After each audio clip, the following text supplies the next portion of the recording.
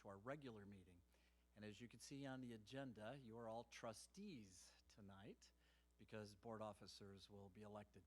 Before we begin our meeting tonight, we want to recognize and thank John Fields, our head chef, for the smoked salmon, for the chicken pasties and all that he's made for you tonight, board, as part of January Board Recognition and Appreciation Month. So John, thanks buddy, great job.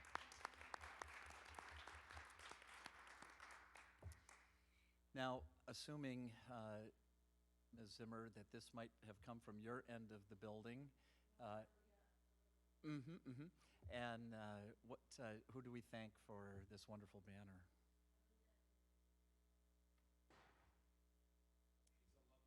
She is. We love Mrs. Pierce. She's a courageous woman. A lot of patience. No, that's okay. That's all right. She has a lot of patience. Yeah, no. No, that's just beautiful. Well, this is, again, a special night, great night. Bethany, you have everyone noted that is here tonight for the call to order. Great. Folks, if we could please stand for the Pledge of Allegiance. I pledge allegiance to the flag of the United States of America and to the republic for which it stands, one nation, under God, indivisible, with liberty and justice for all.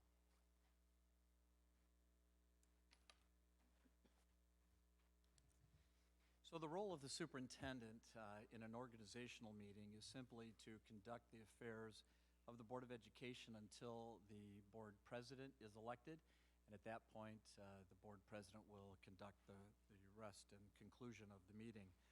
So you can see, board, and for those that might have agendas with you, we simply go through a process for each of the officers where nominations will be made. If there's a second nomination, that's fine. We'll talk about the voting process. If there are more than one, we close the nominations and then a vote is taken. So we'll go through that. It's fairly scripted out for you. So, board, at this time, is there anyone that would like to make a nominating motion for board president? I would like to make a nominated motion to nominate Lisa Siddall. Great. All right. So Trustee McNitt nominates Lisa Siddall for board president. Is there a second to that nominating motion? Trustee Shane Holtz has seconded. Discussion. I would just like to take a moment to thank you for keeping our ship afloat. Really, in July, honestly, Lisa, if it wasn't for you and the willingness to be so passionate about our school and community, I don't know where we would have been. So, thank you. Great, thank you. Any other discussion? So then, Lisa, are you willing to accept this nomination? I can say back in July, I was absolutely convinced there was no way. What a difference 6 months makes, and I'd gladly do it again. It's been just a joy working with you and everyone. Great. So thank you. Welcome. Thank you, Lisa. All right, very good. So Lisa has accepted that nomination. Are there any other nominations for board president? All right, seeing that there are no other nominations, we now need a motion to close the nomination. Trustee Wessner makes the motion to close. A second? Trustee Mosher. All those in favor of closing the nominations, please indicate by saying aye. Aye. Any opposed, nay? All right, motion carries unanimously. We now need to have a motion to elect. Now that the nominations are closed, we now need a motion to elect Lisa Siddall as board president, please. I make a motion to elect Lisa Siddall to the board president. Motion by Trustee McNitt, second. Trustee Wessner seconds the motion. All those, my apologies. Any further discussion? All those in favor of electing Lisa Sedal as board president for the calendar year 2020, please indicate by saying aye. Aye. Any opposed, nay. All right, motion carries unanimously. Madam President, Wish I'd paid more the attention to meeting that. is all yours. It I is was all trying. yours. All right, thank you, John, and thank you for your kind words. Now we move to the vice president candidate. Do we have a motion to nominate someone? Jenna?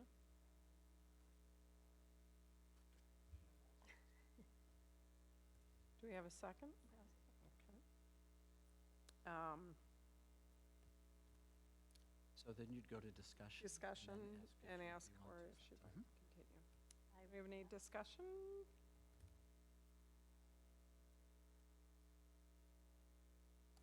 Thank you, Corey. You've really stepped up to the plate and done an amazing job. Thank you.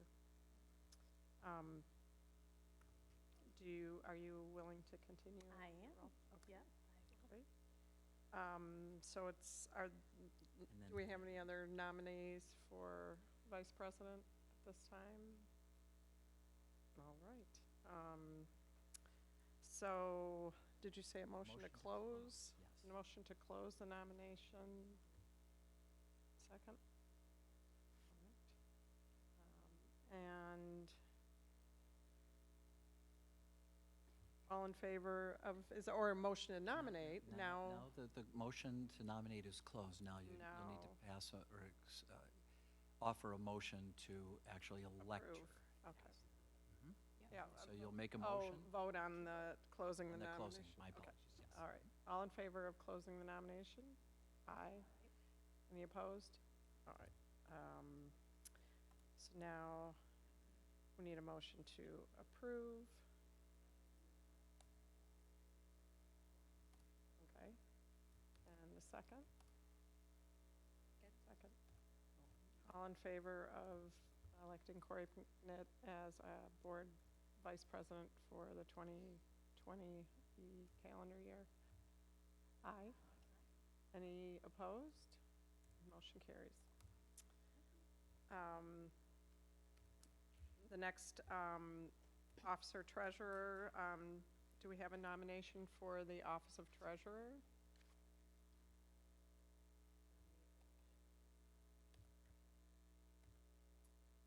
Second. Do we have any discussion? Good job, Rick. Do you accept the nomination? All right. And do we have a motion to close nominations? A second. And all in favor of closing the nominations? Aye. Any opposed? And do we have a nomination to approve Rick Shanols for treasurer? A second. All right. And all in favor of Rick Shanols being elected treasurer for the 2020 calendar year? Aye. Any opposed? Motion carries. And secretary, do we have a motion to elect?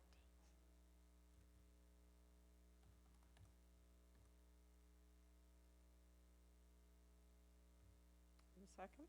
Second. All right. All in favor? Aye. Any opposed? No. Motion carries. Do we have any discussion? All right. Brooke, do you accept the nomination? Oh, right. Do we have a motion to close nominations? Second?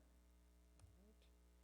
All in favor of closing the nominations for secretary? Aye. Any opposed? All right. Can I have a motion to elect Brooke as treasurer for the 2020? Pardon? Secretary. What did I say? Treasurer, secretary. Sorry.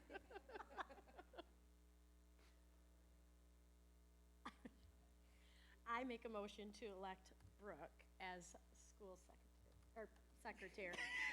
Board of Education. No. Wow. Line that one. Sorry, Bethany, sorry, you guys. Feeling the hurt.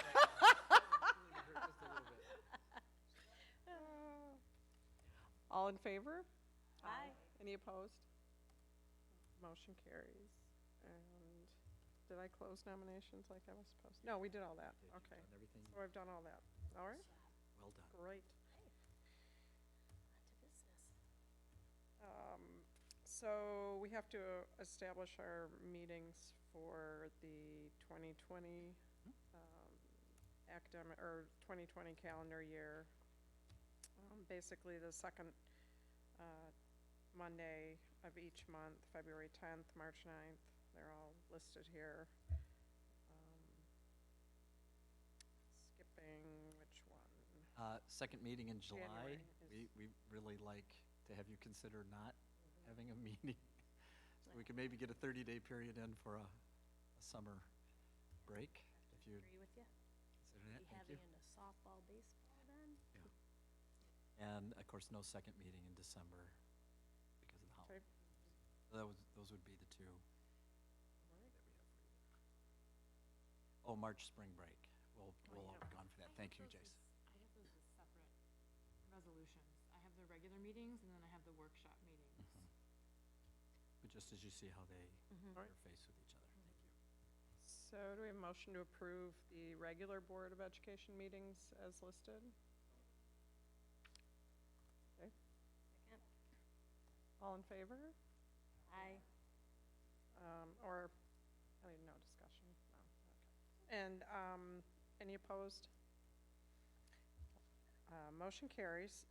We've established the regular board meetings to be the second Monday of each month.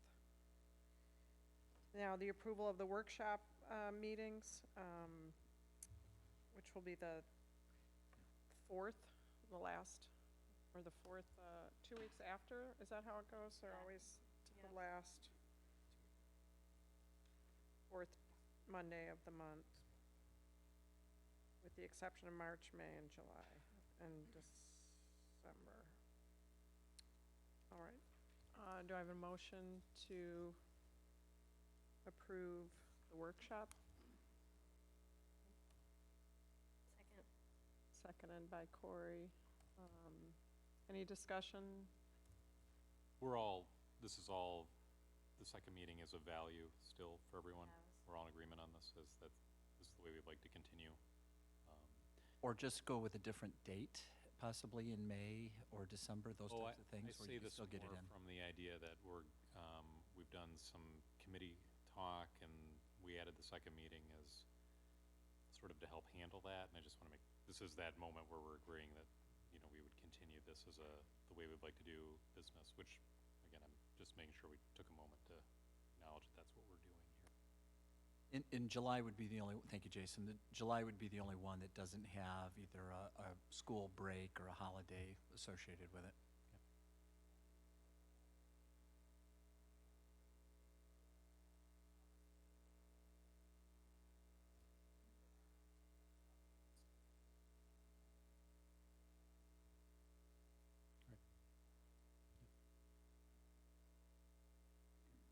That's the great thing is, folks, you could set that board meeting for whatever day of the week, whatever week of the month you want it to be.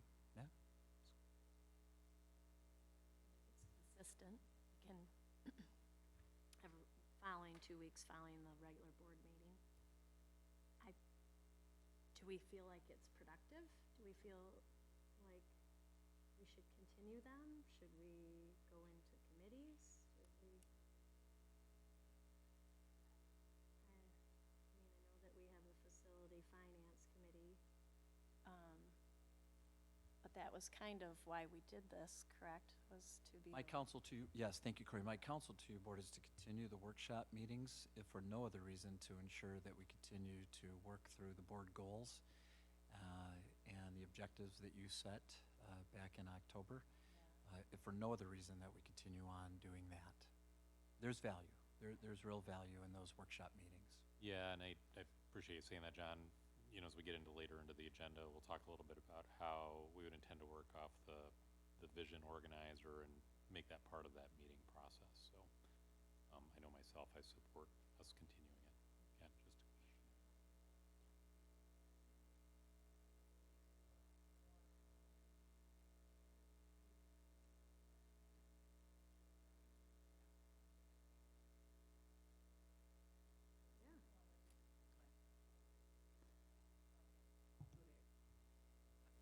I appreciate the opportunity for discussion. Great, and folks, as we get closer to May, July, December, I'm sorry, forgetting the other month, March, folks, if we want to set a different day in a different week as we get there, you don't have to decide that tonight. We could set those dates, as you know, at the regular meeting and establish the workshop session for that month. Even if it's a week later, there's value in all of that, so. Right. Do we have a vote? All in favor of approving the workshop Board of Education meetings, the 8 of those? All in favor? Aye. Any opposed? Motion carries. The next item is the approval to designate our State Savings Huntington and Mile Office depositories. Do we have to approve all these separately? Is this some summary thing? Normally, these are done individually, but board, it's your meeting. You can, because all of this is housekeeping. This is things that we do. I would just note that we no longer use Huntington Bank under Resolution 320. I apologize, I had meant to have that removed. Do we still use it to some degree? Ignore everything I just said. Huntington Bank needs to be on there. That's good. Yes, Board, you might recall that we moved our investments from Huntington over to State Bank. Thank you, Leanne. I'd forgotten that we had scholarship funds still in there. So Board, you can go one by one, or you can't. Uh-huh. Yeah. You can. Yeah. Absolutely.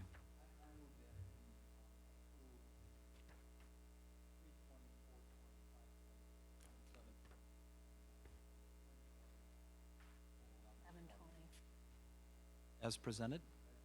Thank you. Any discussion? All in favor? Aye. Aye. Any opposed? So that was so we've approved them all. That was not to combine them, that was the voting to approve. It will show the same done with person that. both making the motion and seconding that. You'll see that in the minutes for all, what do we have, about 8 or 9 action items there.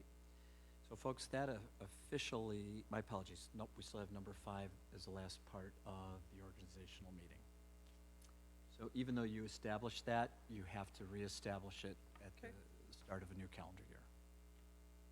So we have to establish our Facilities and Finance Board Committee, which we did. We had Corey, Leah, and Corey, Rick on Leah, and before. Rick, yep. And that's your decision solely, President. Oh, well, I would continue that as, if there's any discussion. Is everyone happy? yeah, thank you. Do you still feel like you want to continue? Good, all right. Do we have a motion to? Don't even need to. No, It's simply by assignment by you. all right, Then it is done. great. Our responsibility. Do we have any changes or additions to the agenda? No, but Board, if you do take notes on this, please note that the organizational meeting is officially closed at 6:20. Regular meeting will also begin at 6:20. And no, there are no changes or additions to the agenda, President.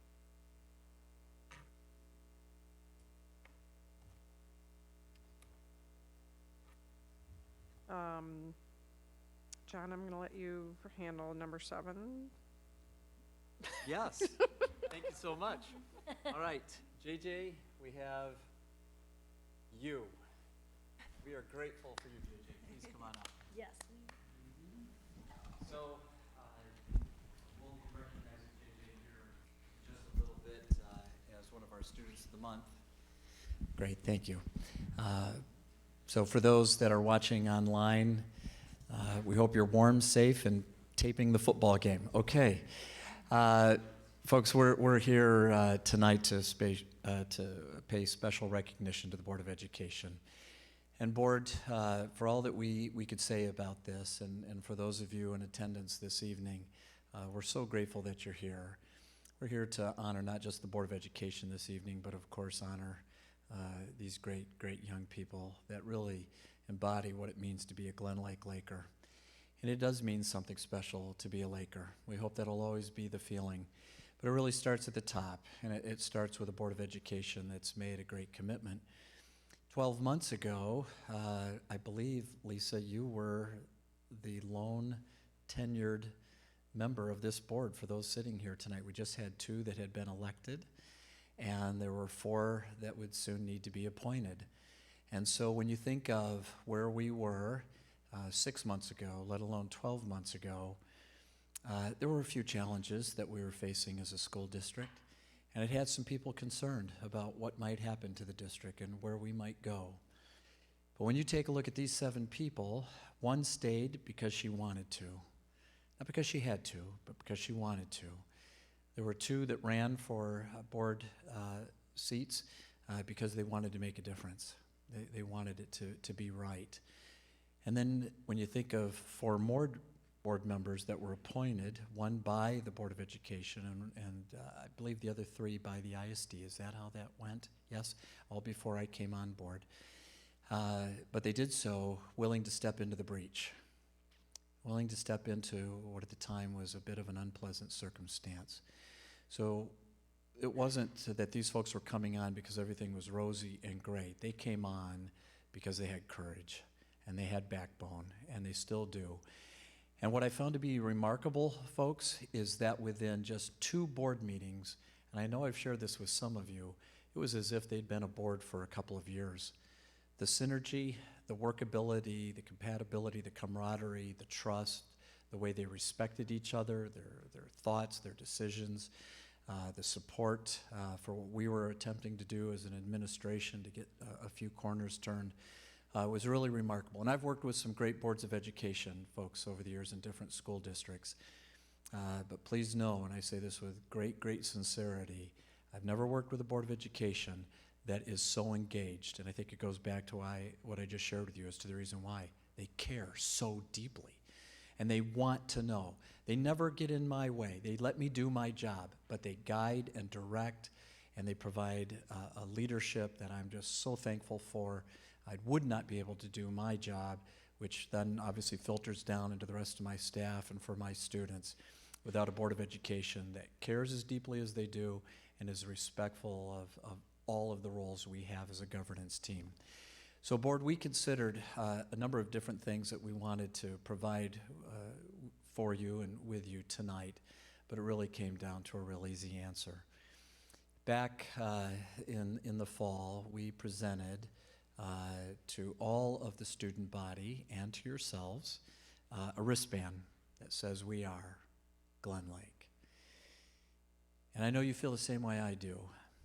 There are some school districts that really talk about being a family because it's maybe the popular thing to do. But when we talk about Glen Lake, we are a family. And so when we talk about being Glen Lake, you're darn right, that is something special. And it's something that we protect. It's something we magnify. It's the type of attitude we want our graduates. And JJ will be graduating here in June. And so it's something that we're continuing to build and again, we'll amplify and magnify over the years. Only the seniors were given a gold wristband because they represented the best of us. They represent the gold standard of what we believe in here at Glen Lake. But the seniors knew that they and only they could present a gold wristband to anyone else. So Spencer, my apologies. Of course, we're going to use you too, my friend. And so, Board, please know that outside of our senior class, You're the first to receive the gold standard wristband, which of course simply echoes what we've already talked about. It is all about excellence, and we are Glen Lake. So with that, Spencer and JJ, if you would please make the presentations to each board member. Thank you. Just present them, shake hands, whatever you'd like to do, whatever you'd like to say. Thanks, guys. Oh, thank you.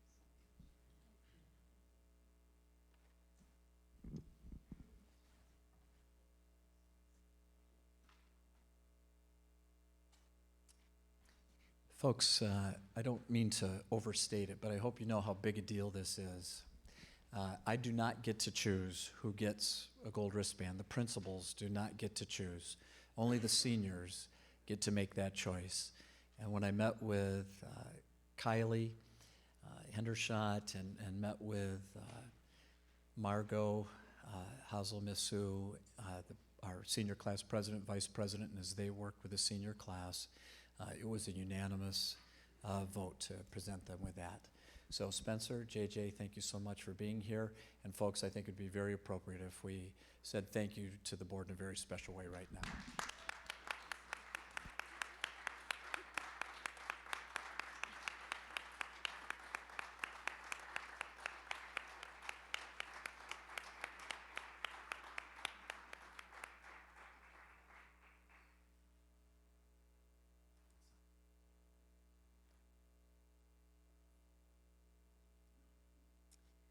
Thank you, John. That was wonderful. And thank you, JJ and Spencer. That means a lot. It really does. Thank you so much. It's time now for public comment regarding agenda issues, I think. If anyone has public comment, now's the time. All right. Doesn't look like it.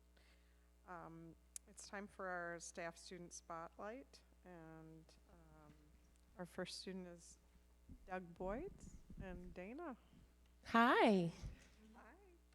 So Doug and Mrs. Mikowski, yes. If you'd please join Mrs. Schlosser up at the front, please. Hi. Welcome. So I had this crazy idea. Some of you know that I'm a special ed teacher here at Glen Lake. And because of that, I have this wonderful opportunity to join these teachers at Glen Lake in a co-taught situation. So I have this wonderful ability to go into these other classrooms and work with these great teachers. But I also can get a glimpse in their classroom and look out their windows. And Glen Lake has this beautiful backdrop, right? It can't be beat. We're so lucky. But winters can be a lot, the gray on gray. And so I would sit with students and I would work with them and we'd look out the window, and while the fall is beautiful and spring has that beautiful blue sky, and yes, some wintry days can be lovely, sometimes in February it can be really just hard. And so I had this crazy idea, and I went to Mr. Hoover, and I said, Mr. Hoover, what do you think about putting Christmas lights around the school, decorate all the trees? And he said, I love it. Let's do it. I thought, okay, great. Now what am I going to do? I need to organize this. And several people had mentioned that your son would be the perfect man for the job. And so I came to him, and he said, yeah, I'd love to do that. I think that'd be outstanding. And so he created this electrical grid around the school. He measured, he ordered, he gave me direction on exactly what he needed. And he made our school beautiful from the nightfall until we get here in the morning. So our lights are on. For those of you who don't know, they're on at 5:30 in the morning, and they're here until I think 9:30, 10 o'clock at night. So every day we're greeted with lights. My kids love it when we come to school in the morning. They're excited to be here, and it's welcoming when we come here for board meetings or for basketball games or for theater productions. And all of this is because your son, Doug, set up this beautiful grid and made it happen. And so because of your spirit, because of your integrity, because of your drive and grit, you get the Student Spotlight Award. So thank you very much. Super proud. Thank you. Thank you. There you go. Mr. Bloom, I believe he had some association with you and Mr. Bufka.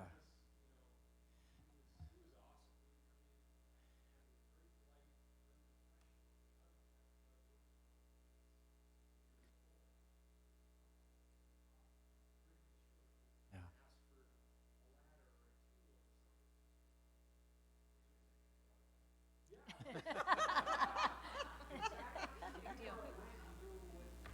But every time he saw a challenge, he figured out the answer. He didn't just ask somebody else to figure it out. Doug, you figured it out. You were amazing. Yeah.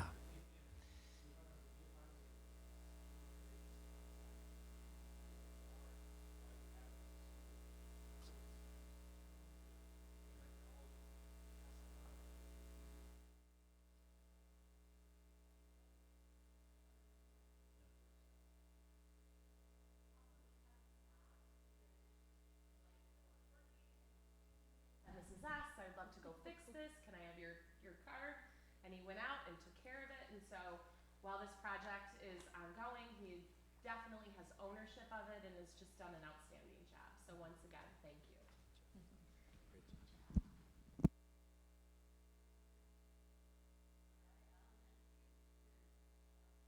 Will you and your parents please come on up?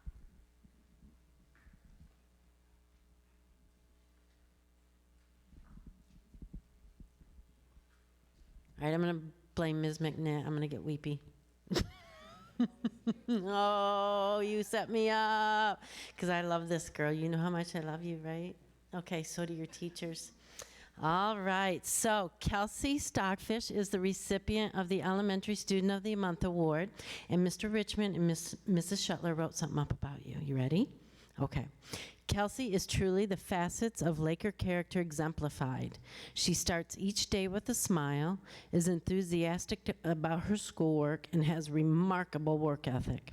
I can always count on Kelsey to produce quality work, tackle a challenge, and to go above and beyond what is expected. Beyond her diligence within her schoolwork, Kelsey leads herself with integrity. She has a kind heart, is always sure to include others, sets a positive example with her behavior, makes great choices inside the classroom and out, and is trustworthy. She shows maturity and thoughtfulness and is a wonderful friend to all. On top of all that, she has a great sense of humor to boot. It is because of all of these attributes that it's an honor to recommend Kelsey Stockfish as the Glen Lake Elementary Student of the Month. And sweetheart, you are one of those students who every day says hello to me, you smile, you hug, and you truly make my day. Thank you.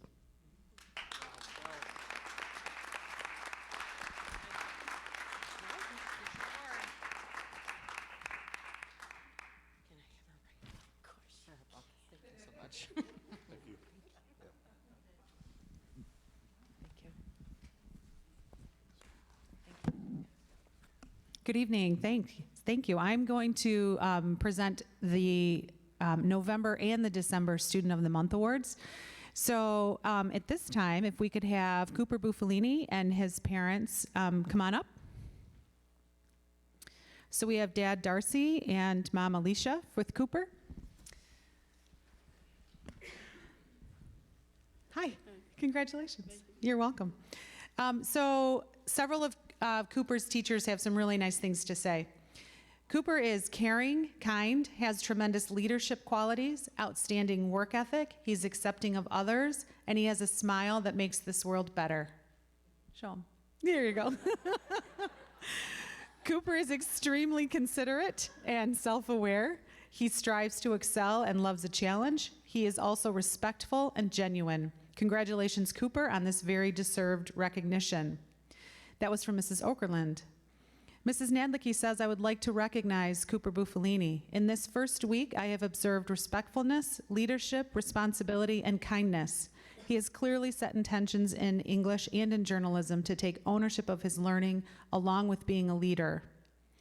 And Mr. Hobbins says, Cooper sets the standard in class for excellence on many levels, but especially with respectful behavior, engagement, discipline, and top-notch academics. His dependability and reliability in our classroom is a tremendous asset. So grateful for him. So congratulations. Those are really great things to hear. And we're really proud of you. Thank you. You're welcome. Thank you so much. Thank you.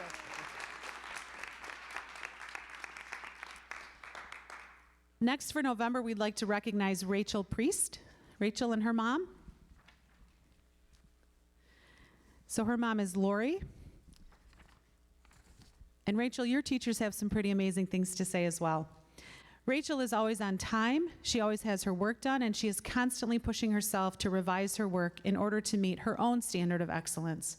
She is a quiet contributor in the classroom, she takes care of business, and she's always willing to work hard and share ideas. That's from Mrs. Longcore. Rachel exhibits exceptional focus and diligence in her work. I admire her ability to always be courteous and show good manners in the classroom and the hallways. From Mr. Scott. Rachel pushes herself to read and write German so that she can express herself accurately and with precision. She is a fun student to teach because I always know she will be responsible and take care of her own needs, which allows me to provide just the extra bit of direction she needs to grow in her skills. That's Mr. Moorhead. And finally, Mrs. Richard says, Rachel is a wonderful role model for others in her class. She has an excellent work ethic, is extremely motivated to do her best for the sake of learning and not just for the grade, and she is kind to everyone. What a great person. So thank you. You should be very proud of that. Thank you. You're welcome. Thanks, Mom. Thank you. Mm-hmm.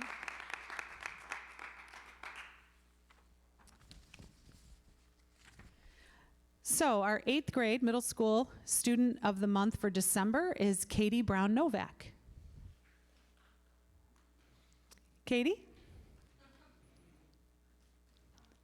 Great, and her parents, let's please join her. Thank you.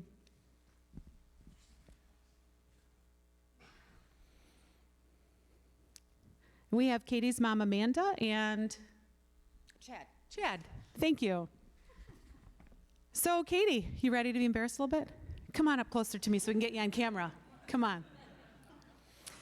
Katie is always cooperative and hardworking. She gives all tasks 100% and sets a fantastic example for her peers.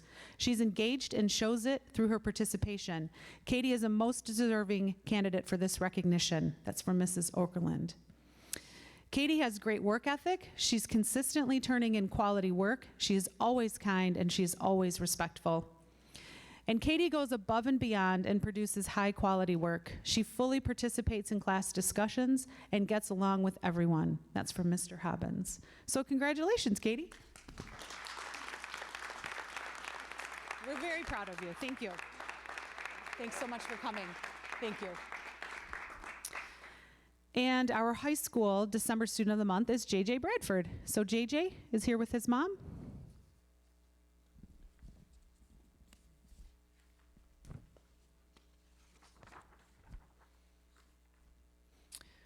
Come on up, we'll get you on camera. Come on all over up here. JJ is a leader as an athlete and as a student.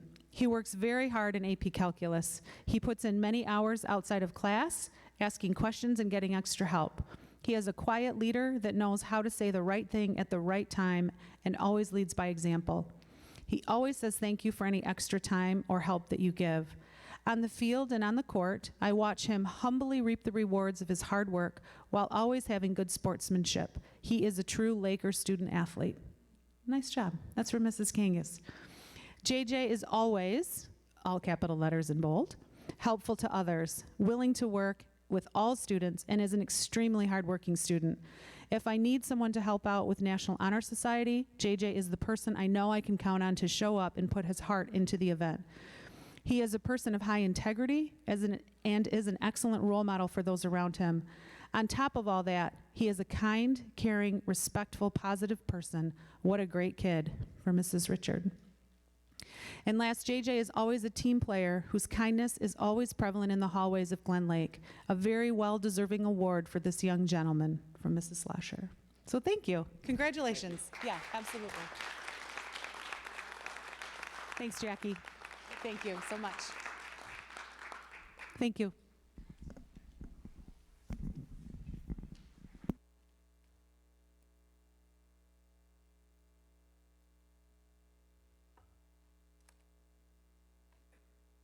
Just push the little button, make sure it lights up blue. Hello. There we go. Okay. So I'm going to be giving the high school student council report. I'm happy to announce that we successfully finished 2019 by bringing some more holiday cheer to the halls of Glen Lake. We were able to decorate both the 300 and 400 hallways with lights, ornaments, and other various decorations. We were able to continue the tradition of putting up a giving tree. And the giving tree, for those of you who don't know, is a way for us to show our community by giving gifts to families who need to surprise their children or could use some extra help having that surprise for them on Christmas morning.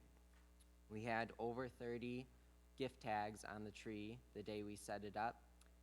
The next morning, they were all gone. And that, I believe, is proof just we are one Laker family here, and it was just amazing to see that in one night. And then student council was able to wrap the gifts, and thanks to Mrs. Johnson and Ms. Fisher, they were able to get those gifts to the families. And then at the request of many staff and teachers, we're leaving up the lights that are lining the 400 hallway as they bring warmth and more just welcoming feeling to the 400 hallway. And then student council continues to sail forward in preparation for this year's snowball dance, which will be having a tropical theme, which Perfect. bring a little warmth up here in northern Michigan. And that will take place on February 22nd. And then the Student Council Executive Board has been meeting and working with Mr. Matson and I on a project that has been worked on through the past couple of years. We are coming up with a more detailed and defined expectation of student council members as they are the leaders of the hallway, and we hope to offer a new academic pin for those who meet those expectations, just as a way of showing our appreciation to them for all their hard work and dedication. We hope to start that during second semester so that this year, which has been a big year as we've been working to reboot student council, that we can show those students that appreciation who go above and beyond to improve Glen Lake's school life and just improve the community overall. That's it. Thank you, Spencer. Great report. It's time to move on to the consent agenda.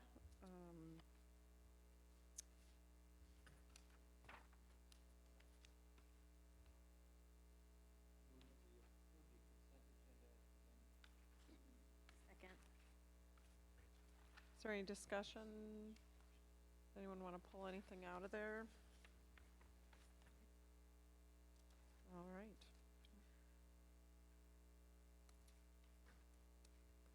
All in favor of approving the consent agenda? Aye. Any opposed? Motion carries.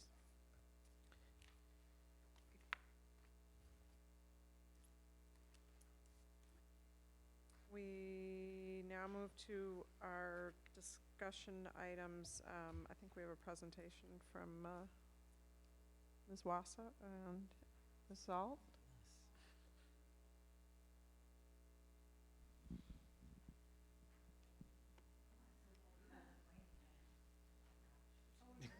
She's going to give me a mic. All right. Hi, it's so great to be here and with the beautiful artwork, and thanks again to the board. It's a nice salute. 2 English teachers, 5 minutes? No problem.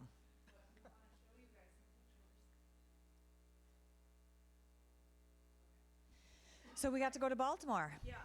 And it was amazing, and we just wanted to give you some highlights. We cut a lot out of this presentation to get it to 5 minutes, so hang on. We'll try not to talk too fast. Right. So just to give you a little bit of context as this warms up, in November, Anna and I both had the opportunity to go to Baltimore for the National Council for Teachers of English Conference, which is a 4 or 5 day conference, and basically it is like the ultimate, coolest, most amazing conference that English teachers get a chance to go to. Something that I have learned kind of over the past year, I guess, is that a lot of teachers, and specifically English teachers, never are given an opportunity to do outside of school professional development. Districts simply just don't have the budget or the time or the interest in sending their teachers outside of school for professional development. So the fact that we got to go to this conference and that it was covered by the board is just something that we really want to honor and thank you for. It is a once-in-a-lifetime opportunity for many teachers, and the fact that we've now both been able to go 2 times in a row has been amazing, transformative to our practice. So I'll start, I guess. I'm going to learn how to click this. Good job. No, I broke it. Ah. Cool. Okay. So the top 5 things that we the top 5 things that we want to share with you, basically that we got to see and meet favorite authors, we got to meet English teachers from across the globe, validation of our teaching methods and our approach, celebrating what our students know, and also realizing and cherishing our school culture. We saw, but that's okay. We were so excited. Most of them that I took, they're shaky because I was trembling. Because for me, and I told my students, seeing their famous authors, their favorite famous authors, some of my favorite authors, is akin to rock stardom, right? So it was lovely. This is by far our students' probably #1 favorite author, Jason Reynolds. He just won the Library of Congress. Did you see that today? Really big award, National Writer in Residence, really big stuff. Tommy Orange wrote a book that a lot of our kids have read. And then this is another big favorite, Laurie Hulse Anderson. Has anybody heard of any of these authors? Oh, good. I see a couple of hands. Good. Yeah, good. I'm so glad you grabbed it. So just getting to be in the same room with some of these people and getting to talk to some of these authors, even sit at the same table. We didn't have a picture of Matt Mendez, but we got to sit at tables and bring their stories back to our kids when they're reading the books in their hands. So that was great. Okay. Oh gosh. Okay. The other thing. Stay. Okay. Point it this way, at my left. I will. In the future, I will. Okay. The other thing that was really amazing is this is a conference of thousands of English teachers, and as amazing as it is to work at Glen Lake, we are only like a 3 to 4 person department, maybe 5 on a good day if we include the librarian. So we are pretty isolated when it comes to getting to interact with other English teachers, and being able to meet and spend time with and interact with and ask questions of like thousands of other teachers from really across the globe. At one point I was sitting down, looking at my program, and this girl walked by and she and I started talking, and I was like, oh, where do you teach? Oh, I teach in Maui. Awesome, cool. Where do you teach? Northern Michigan. So we just had these really awesome conversations between people. I met someone from Ireland at one point. This woman is from Baltimore herself, and yeah, so that was just really neat to kind of just see other English teachers doing similar work than what we're doing, and also just get a chance to bounce ideas off one another. Okay, I will point it at the right direction. This is I think Miss Alt put this picture up here. This is one of our students. Our students are reading scads of books, right? Is that an official term? Yeah. And this is one of our students, Emily. Our kids do choice reading, so we do have assigned class text that we do, but just to see that work validated and to talk to other teachers, and this year getting to guide conversations with teachers and saying, well, this is this crazy thing that we started at our school, and it is blown up the reading love in our building and in our hallways. So we wanted to include a picture of that because we think that kids are reading more because of what we're doing in the classroom. So it seems braggy and weird, but I guess we should brag about it because we're making it happen. It's really fun to see other people doing this work and to help inspire others. No, you really can do this. You really can make this happen. So that was a super fun part of it for us, I think. I would echo that. I would say one of the biggest takeaways that I have from this conference, the 2 years that we've gone, is that the work that we're doing here at Glen Lake, even though we do have a very small department and a very small amount of students that we're working with, we are literally doing some of the most powerful English work that's being done in classrooms across the country. And it's so awesome to have people say, how are you guys doing that? And a big part of that is just the fact that we work so well together. Our classrooms are right next door to each other, and we're also given the time and respect to collaborate with one another as teachers, and to just the trust that this administration and the trust that the board has given us over the past couple of years has been absolutely amazing and life-changing. Yes. Okay, this is my slide. Okay. So this is basically just kind of a reiteration of what we saw earlier. Jason Reynolds, this was like every morning when we came into the conference center, we got to ride up this awesome elevator and see this gigantor poster of Jason Reynolds over there. And that was very like just amazing to see him. We didn't actually get to talk to him in real life because we didn't want to be those weirdos that like bothered celebrities. I'm better at that than Miss Swassa is, but I was trying to respect her boundaries. So I'm fine doing that, I don't care. But it was just really neat to, you know, attend sessions that were able to like connect directly to conversations that we're having in our classrooms with the kids. We are working on, you just finished book clubs, I'm starting book clubs. We were able to visit with authors that wrote a lot of the books that our students read for those book clubs. And it was just really neat to say, oh my gosh, we have that book in our classroom, or oh, we have that book, or I just ordered that book. And that was just a really awesome way to kind of, you know, continue the work that we're already doing and already excited about. And we got so many free books. So, I mean, we got these boxes mailed back to us that were 25, 35 books. So good investment, guys. It was awesome. We got some good free books. So again, I think Emily said it. We just want to reiterate it. We are so appreciative to have this opportunity, and this is the really big one. We applied to present for next year. So we'll find out in March if they accept our proposal. And we'll be talking about this thing that our students are doing right in this room where you are all at right now.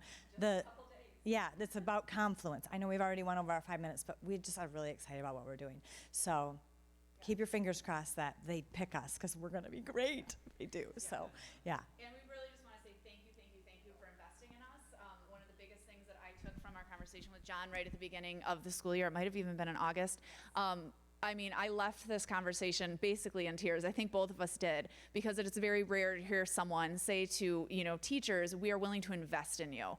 And when you hear that, it is just like, it affirms everything that you believe as an educator. So I just want to say again, just thank you for investing in us. And we are able to take this investment and then put it right back into our students' hearts and minds. So thank you all very much.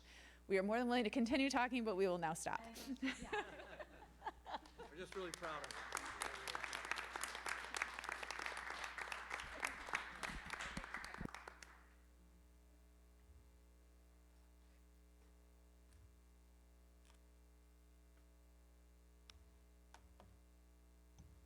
Thank you, Anna. Thank you, Emily. That was awesome. We're moving on to our action items, 1720. Apparently, we're ready to approve an architectural firm. We sure have a recommendation. about it. Yeah, thank you, Yeah. Lisa. We have a recommendation for you. Would like to turn this over to Rick. If you'd like to be voice for the Facility Finance Committee and the work that we did last Thursday night. Let's toss the ball to you, and then you can work with your teammates there. So Monday night, we had the opportunity to meet with 2 different architectural firms. And one of them was Tower Pinkston. Tower Pinkston, they have 150-some employees. They have their own engineering staff. They're huge. Let me back up a little bit.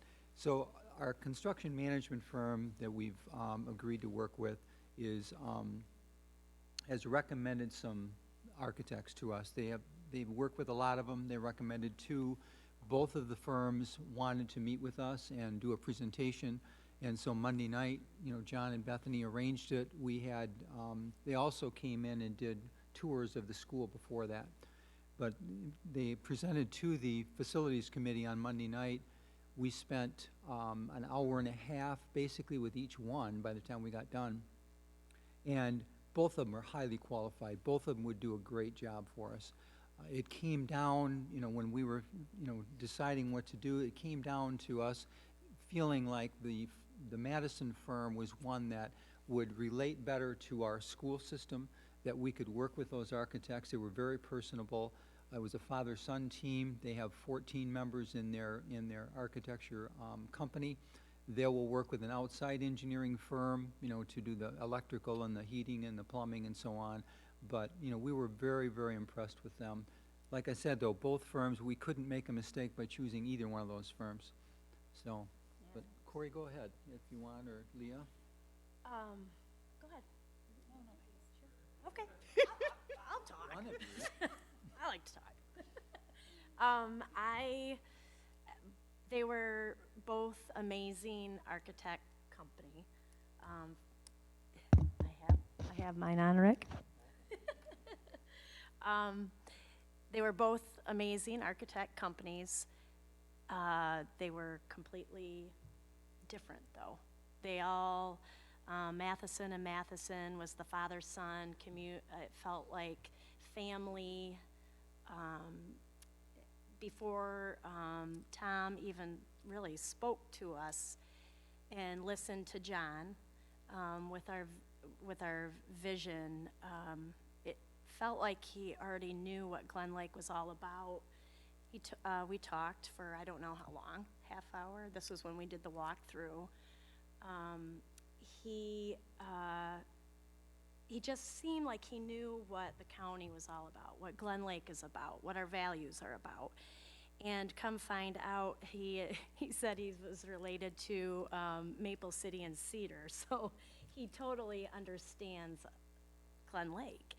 And he just had a lot of same core values that we share. It was Tower and Pinkston. They were absolutely amazing as well. They had all the bells and whistles that you can imagine. But I feel with our core values with Glen Lake, Matheson and Matheson definitely have, they are family. We are family. We are team. They are team. Very authentic. They got me. They were. Before you got start, me. let me jump back in too. Yeah. I actually liked the drawings that they did, the buildings that they've done, their vision of what something should look like in this area. Yeah, they had a lot of natural, and I will only speak for my own vision, how I would love to see things. We have such a gift with what we have with the federal impact aid finances, and I feel like because we have that is because of our national parks, because of our natural surroundings, and I personally would love to see that honored. But Matheson and Matheson with their design was very natural, very, when they build something, it blends into the natural surroundings. And,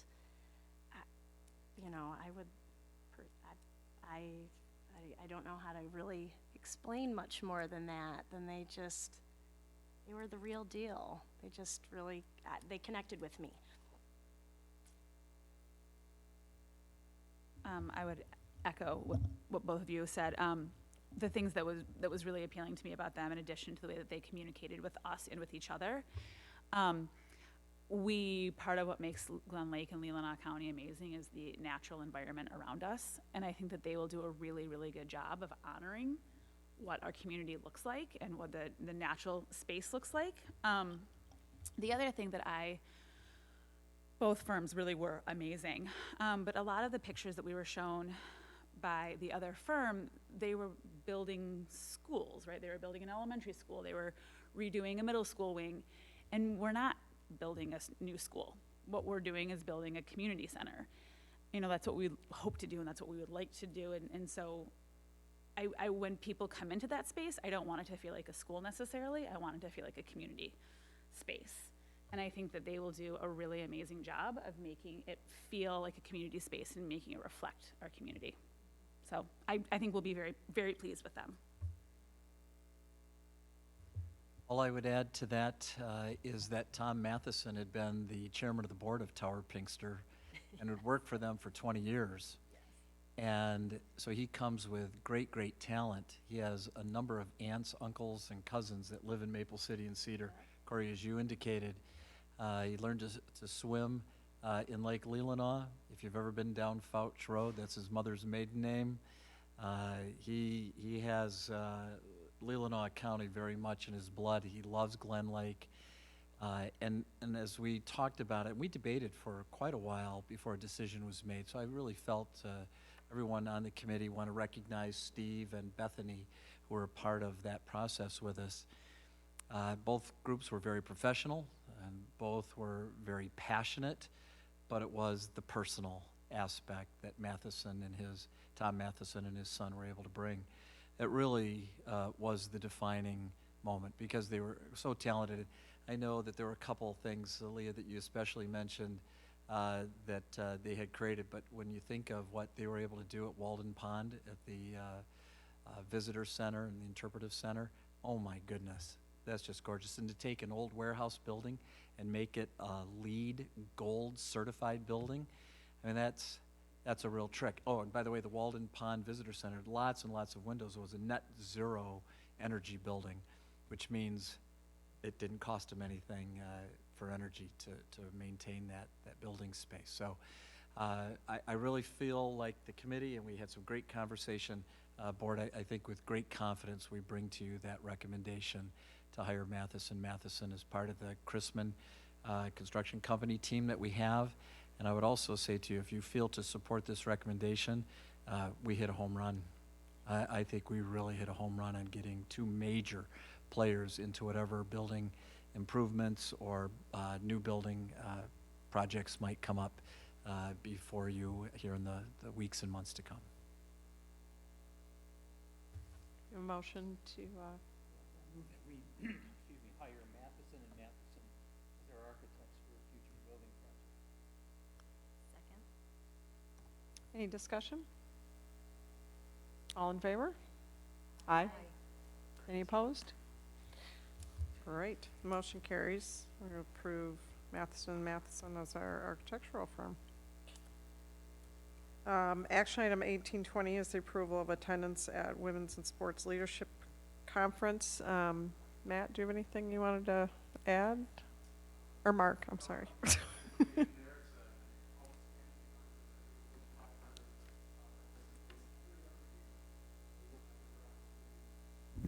2022. They do max at 8 students per.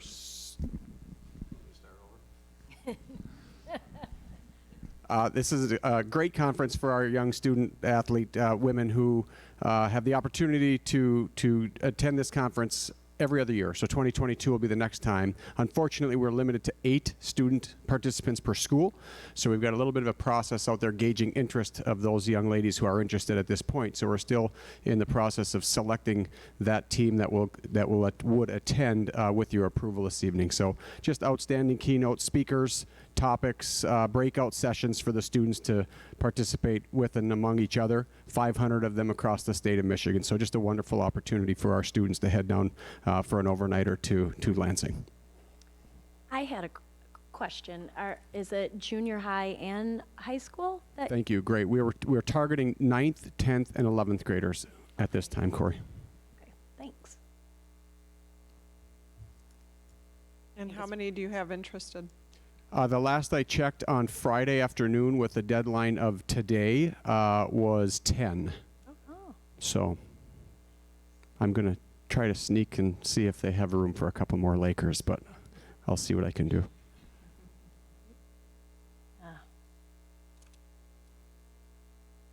Thank you. Thanks, Mark. Yeah, thanks, Mark.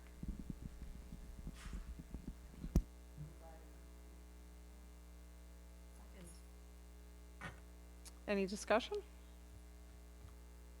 All in favor? Aye. Any opposed? The motion carries. And time for our principal reports. Hi, thank you. So I've given you an updated report. Some of the stuff on there, just since preparing the report was no longer necessary, so I've pared it down a little bit for you. I just want to highlight a couple of quick things. I don't know if you've had an opportunity yet to walk in through the bus entrance. You'll notice some additions, I should say improvements to the Dojo area. The Labs organization came in over the Christmas break and painted with the help of Dave, but I wanted to say Mr.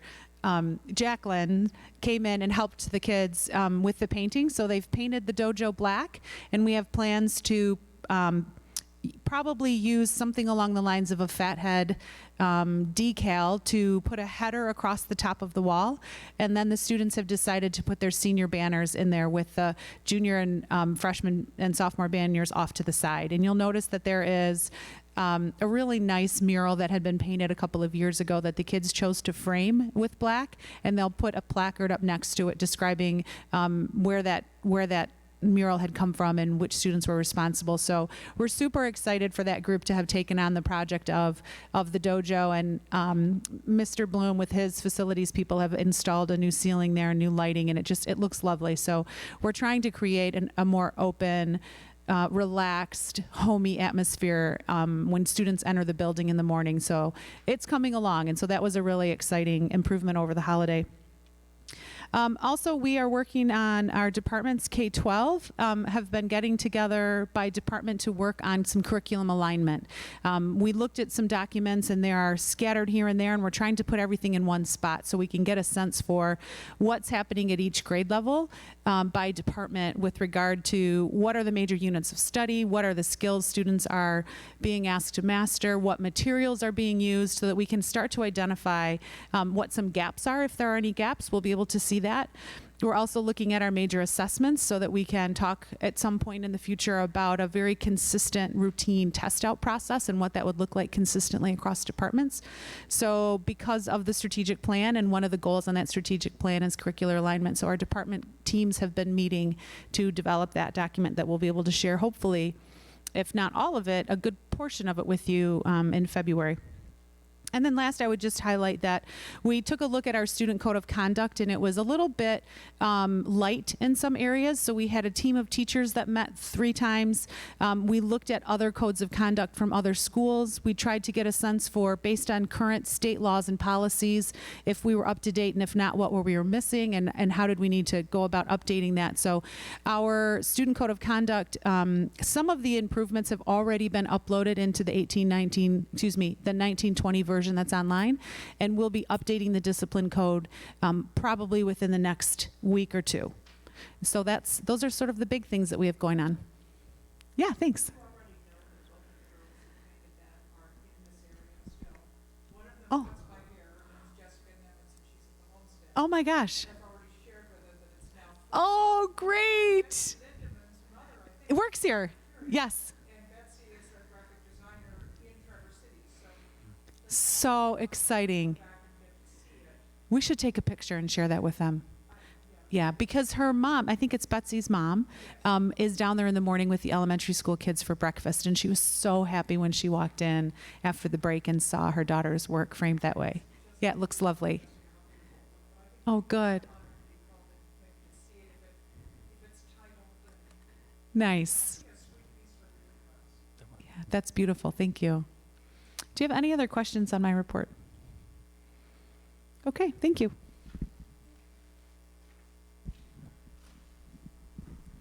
All right, elementary reports. When I wrote this, I was like, it's only been a couple weeks, really, since I wrote the last one.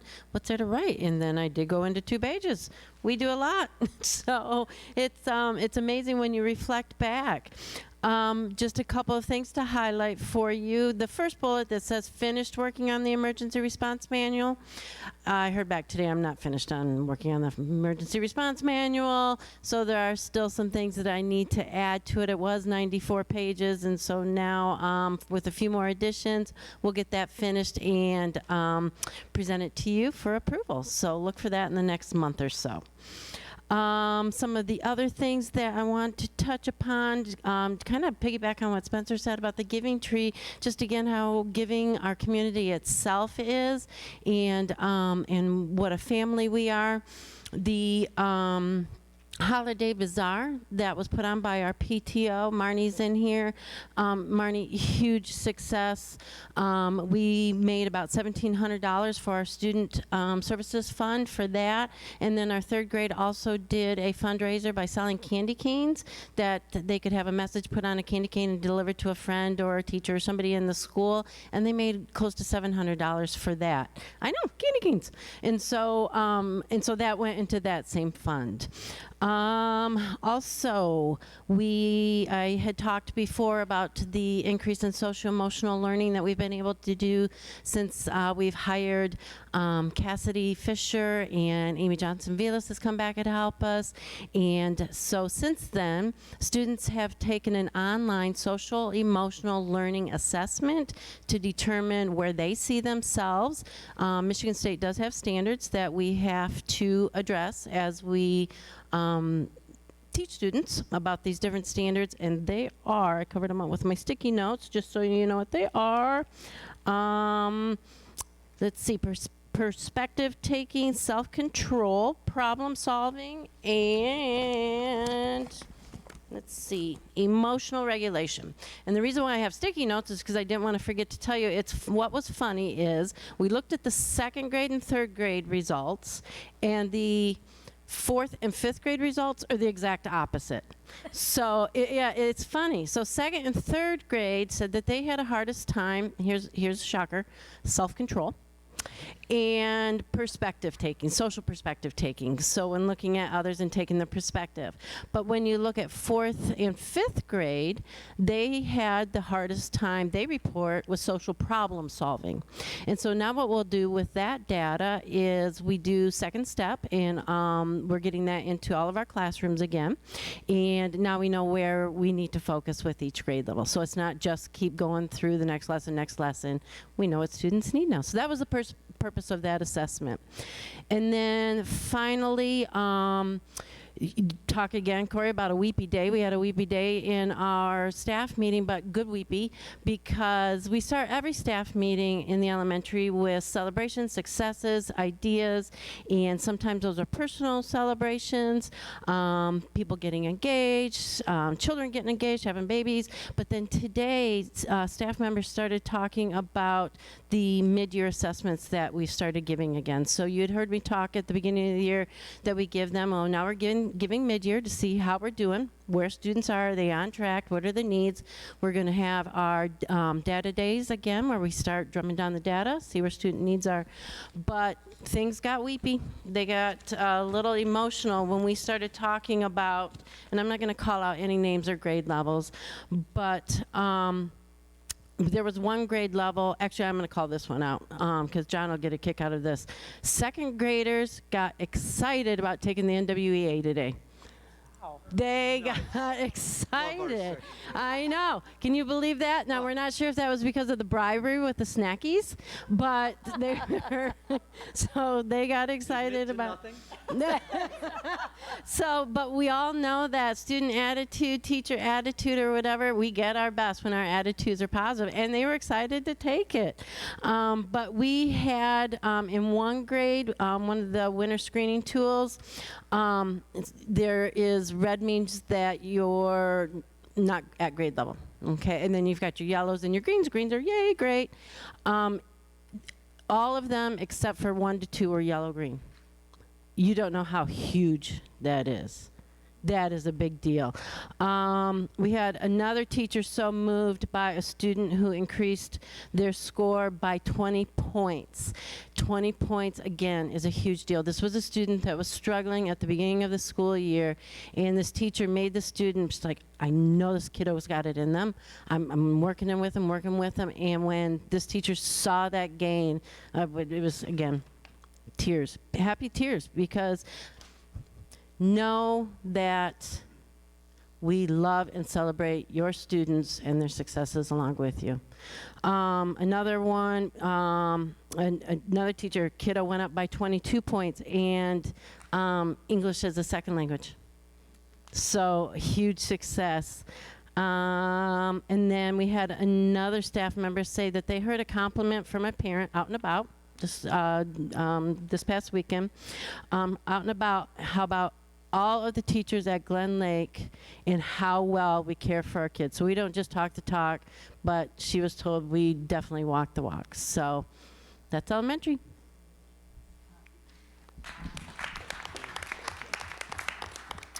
Thanks, Tarina. From 2 hallways away, halftime score, Lakers 38, Charlevoix 21. That's an update for you from the gymnasium. A couple of highlights that I want to mention are outside of the boundary lines. of the playing surface. Really happy to report that for the 4th consecutive season, Laker softball has earned the Downing-Falvo Award for Leadership and Community Service. That's a really nice honor for Gary Galla and our softball program, including national recognition by the National Fast Pitch Coaches Association's academic teams in the nation, and Lakers softball was named there as well. And also outside of the boundary lines of sports and X's and O's was on Saturday, December 14th, Coach Shan Bowens and other coaches arranged for a team of Lakers to go ring the bell for the Salvation Army, which raised just under $1,500 in their few hours that they were spread across Traverse City.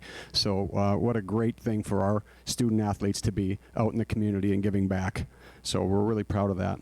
And I know we discussed this in December when after the musical was finished, but from the arts perspective, just another shout out for all of the adults and the students in our building and in our community for the work done with our musical and for our holiday concerts. And then again this weekend with solo and ensemble at West, where a few of our students will advance to state. So just a number of outstanding things going on. You know the 4 young women? I'm not going to botch this by saying by name. Mr. Hoover, do you? I think so. Marley Siddle. I know one.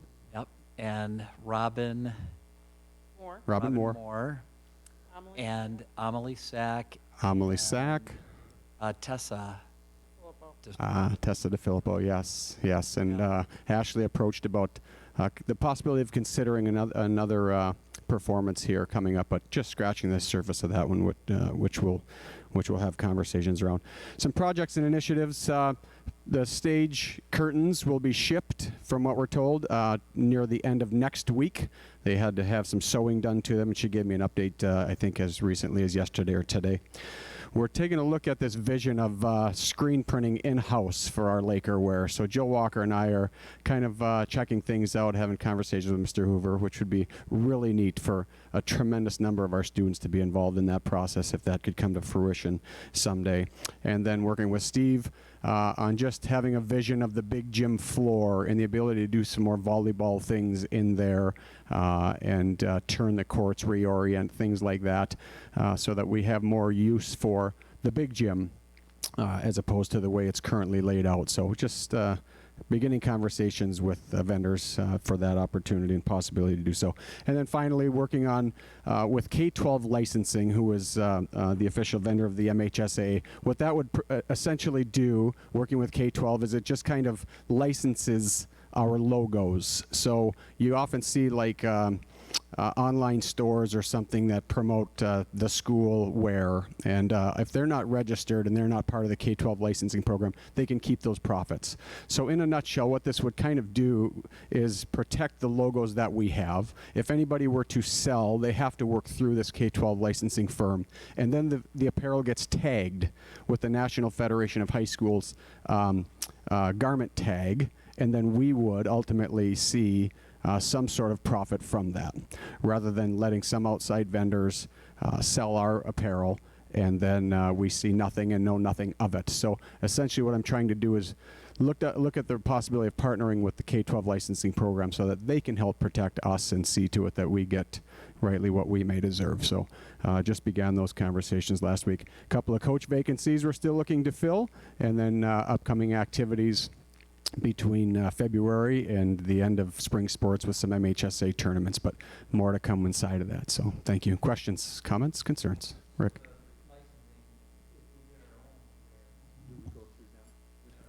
No, thank you.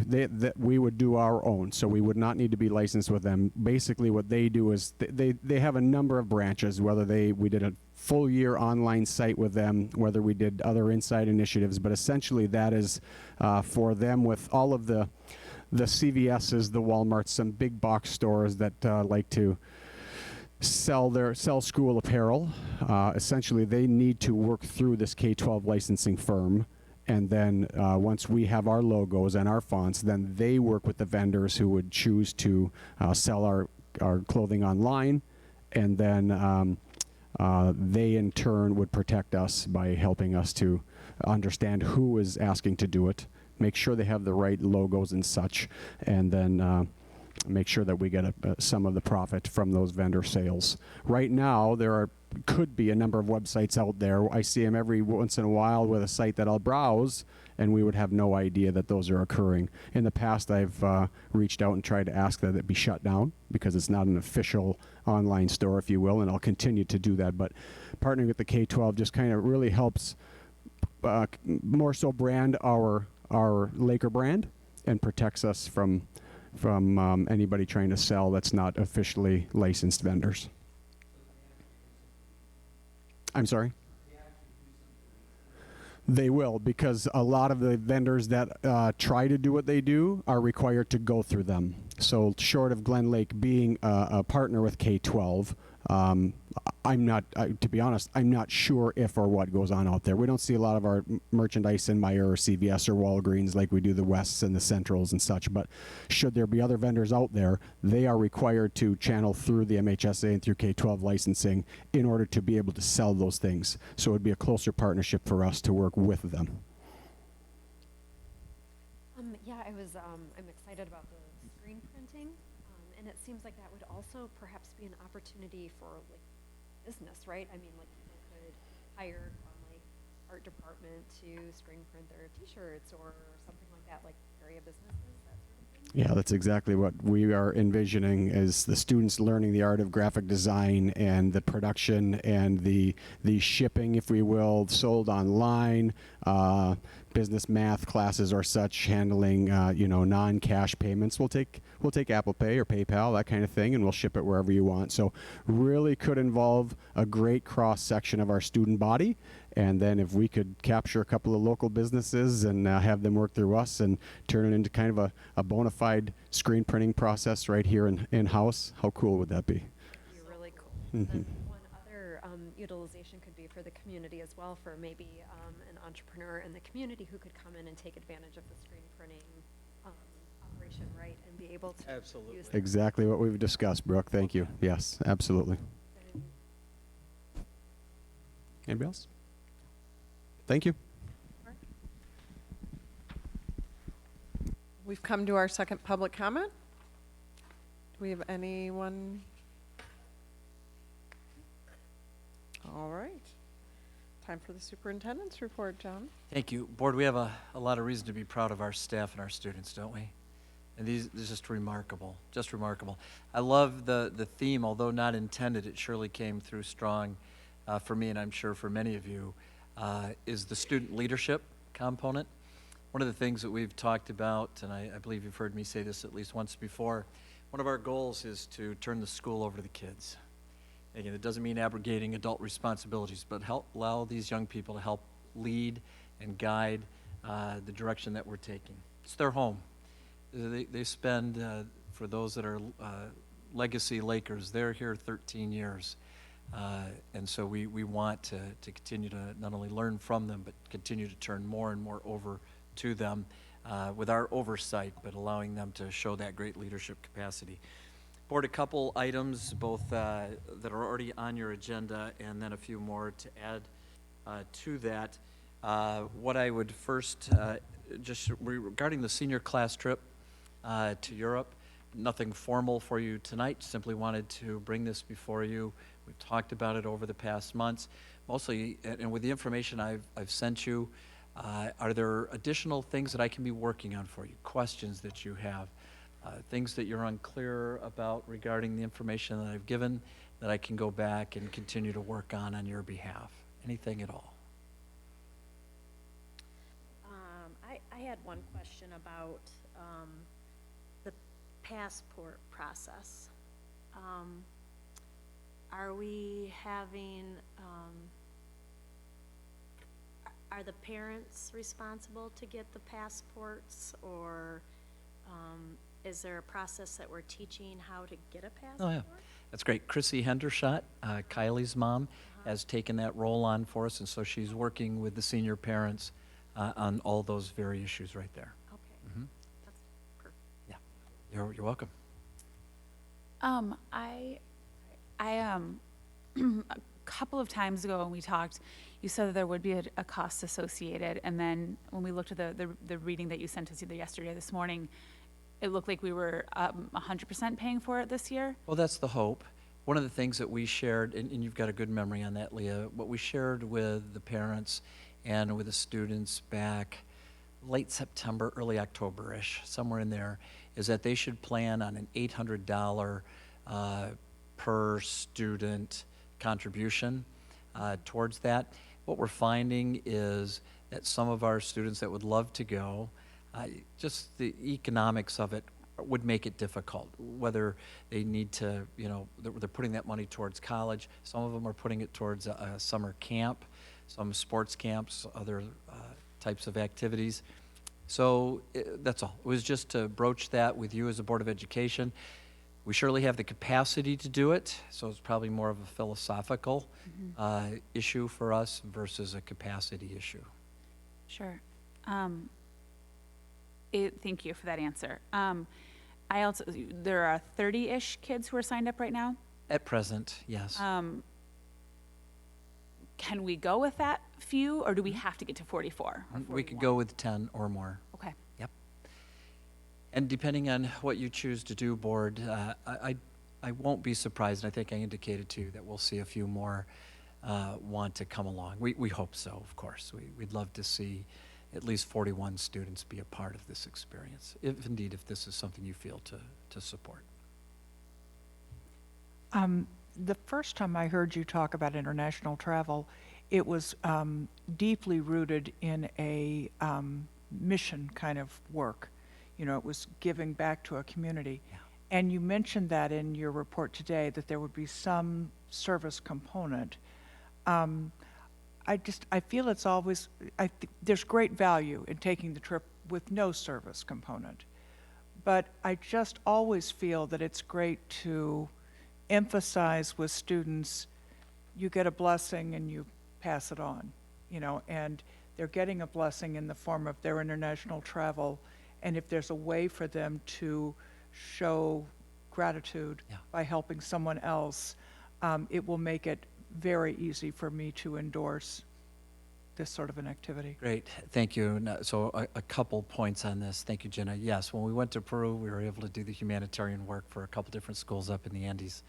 Actually, it was Steph's suggestion that we take a look at the possibility of Syrian refugee camps that were very prevalent a few years ago, both in England and especially in France. We've checked into that. Two issues that we're running into. One, most of those refugee camps have been disbanded. And the other is anything that we can find isn't anywhere close to the path of the trip that we're taking a look at. So it doesn't mean that there isn't something that we haven't missed, but at least at this point, Jenna, we haven't found that. Okay. So as indicated, we're gonna work with schools, and we'll go through an international organization to help identify where we might be able to assist, especially like we did in Peru when we took a school called Casacunca, when we took them textbooks, and where they had one per grade level per subject. You know, I don't know if we'd find that kind of an extreme situation, but if there's a way that we can help with that. And then great conversation with Jason this morning, and he talked about citizenship, that there's a way to be able to give back, and I think it is, not just saying thank you. And Spencer, correct me if I'm wrong, but I think our seniors would welcome greatly to be able to say, you know, Board, if this is something you do support, to give something back here at the school in terms of service projects, the communities. I don't think we'd get anyone to even blink on that. Do you, Spencer? Yeah. Yeah, and so after my thank you, Spencer. So after my conversation with Jason, I met with Stephanie this morning, and so we're already taking a look at what some of those lists of potential citizenship projects might be versus humanitarian, which does not X out any humanitarian work that might happen at an international level. Thank you for bringing that up, Jen. I think part of the conversation was, you know, this year with the, because I know we all want to get this kick-started, and it's very important to us that not everything comes together as easily, and the travel plan may not allow for an in-travel experience, but that doesn't mean that the legacy of the senior class, they can't make an impact, right? And even if it's home, right, even within these walls, if that's their impact and it's an acknowledgement of the gift of the community to send them, then that's where we are this year. And so if we can do that, and then over the next couple of years, we look at these trips, if we can develop the humanitarian effort overseas, and that's great. But there's always an opportunity for this group to make an impact. So that was kind of the. Yeah, no, it was spot on. Thanks, Jason. I'm sorry, did I see a hand? No? Okay. Anything else, Board? Yeah, Brooke. Yeah, I liked what you, the information that you sent suggesting that future classes might have that opportunity to be involved in fundraising, which not because we couldn't as a district fund it, but because there would be an investment that they might really appreciate making toward their trip. I really am supportive of us funding the trip for all the students this year. I think it's a really amazing opportunity to invest in our seniors. I think that, and I would like to be able to not have it be something that somebody doesn't feel that their family can't afford. I mean, I think that exactly those are the families that we would like to be able to come on the trip. Also, I think in terms of paying it forward, to echo really what Jason was suggesting, I think paying it forward can come in the form of the compassion and empathy that I think foreign travel will allow. Yeah. So the paying it forward will come when they're back in their dealings as they go on in life. So for future travel could certainly include really amazing humanitarian or other sorts of volunteer work on the trip, but I just don't want to underestimate what value this sort of travel, particularly with their classmates and particularly with their chaperones, the three of you, what a safe way to experience foreign travel, and what a wonderful thing they'll be able to take with them in life. Thank you. Yeah, that's our hope. That's our hope. Board, what else can I be working on for you on this topic? I'd love to see a plan for, I think it's really important for our kids to, I think the idea of the Washington DC trip, I think that was, I really want to continue. I would hope that we continue maybe with 8th grade. 8th grade. But I'd like to know where we are with trying to figure out, that also. Yes, we will have that for you. Yes, we've sure talked about it, looked at how we want to start scheduling that. When would you like to see that? It hasn't been real high on our radar. I mean, because we're mindful of it, we're going to reschedule that. What would you like to see that by spring break, for instance? Or would you like to see it in February? We'll go with for like next year's 8th what it would grade look like. class? So when you take a look at what we're going to do K-12, what types of trips would our kids be experiencing? So which grade level is going to go to Chicago? Which one's going to go to the Henry Ford Museum? Which one's going to Lansing, to the Capitol? Which grade level is going I'd to like Washington, a plan. DC? I think it would be nice to know, have an idea of what. School year. Yeah. Perfect. We'll put that on the executive committee agenda, Bethany, and we will get that to you hopefully by our next meeting then.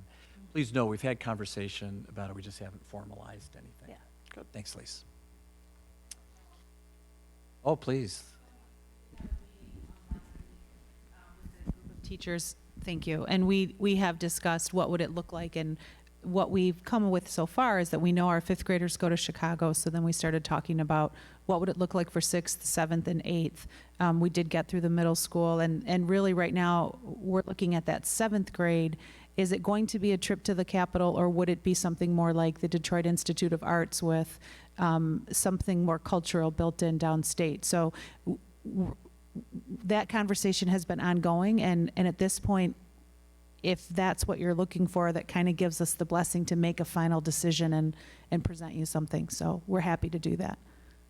We'd love to look at taking our kids over to Canada, technically an international experience, to go to Stratford, for instance, and to be able to see, productions of that nature.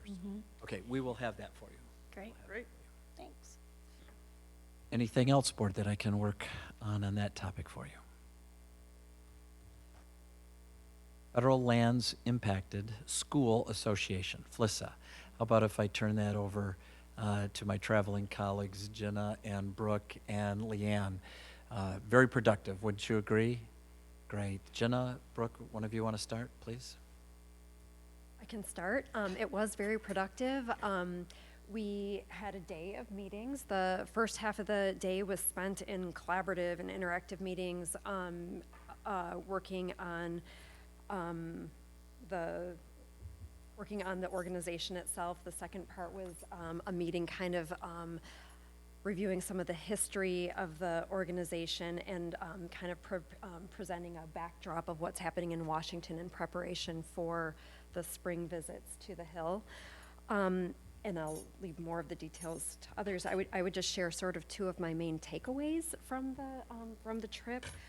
One is our responsibility to wisely spend this money that we get on our students, and so, which I know we're actively working on figuring out how to do that. But really, there are so many schools that get this money just to survive, and we get this money, and I think we just have a real mandate to be using it on our students. And then secondly, the more that I think, there's a real relationship within the FLISA group as well as the NAFIS umbrella group.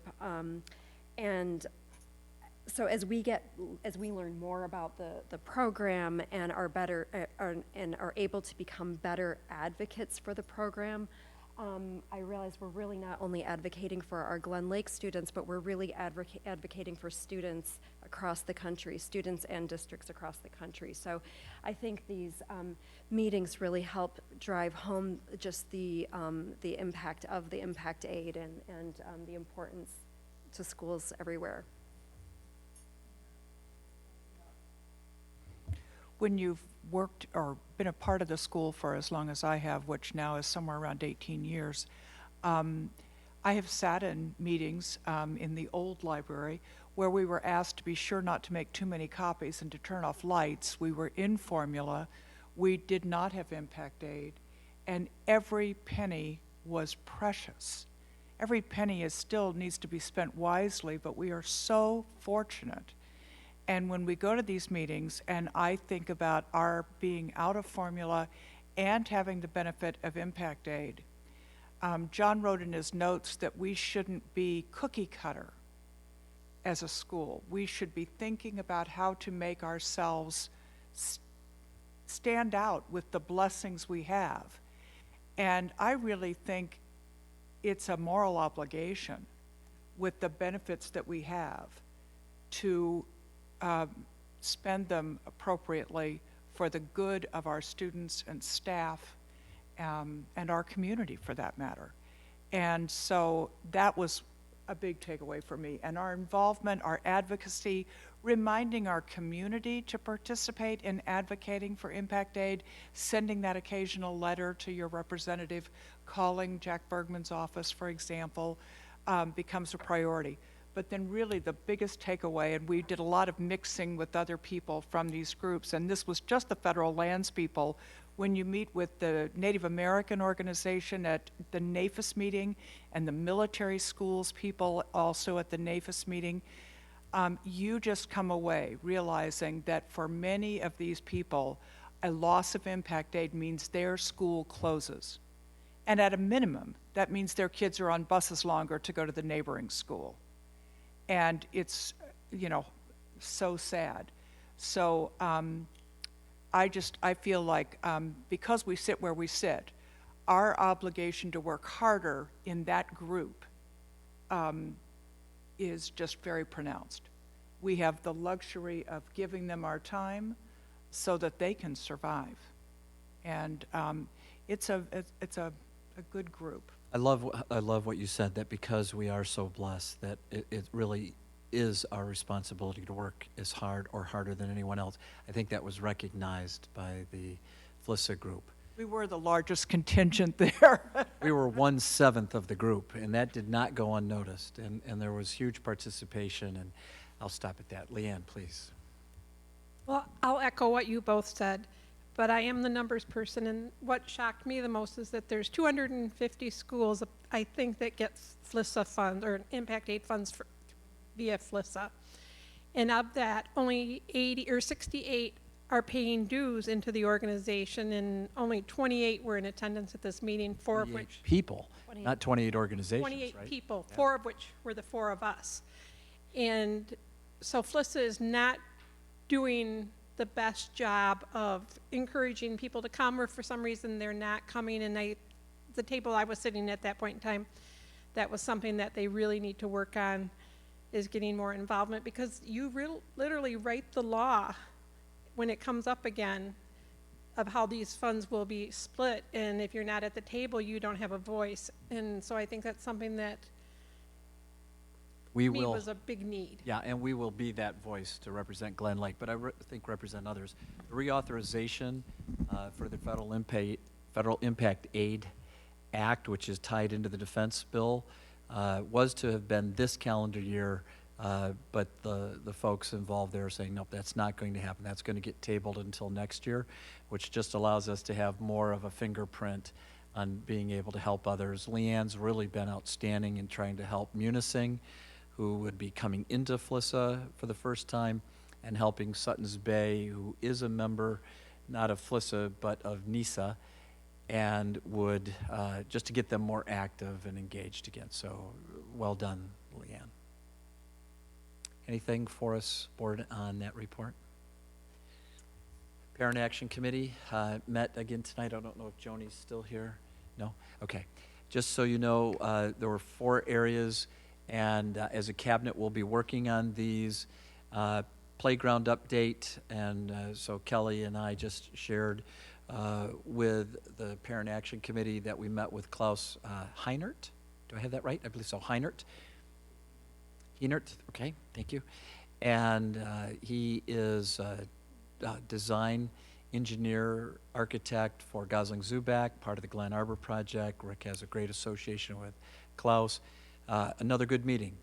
Members of the Facilities and Finance Committee were there. Steve was not there for this one, correct?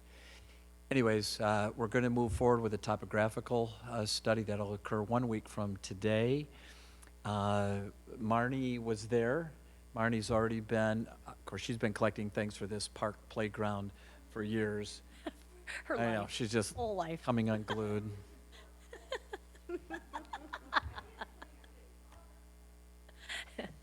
That is awesome. No, don't be sorry. We love that enthusiasm.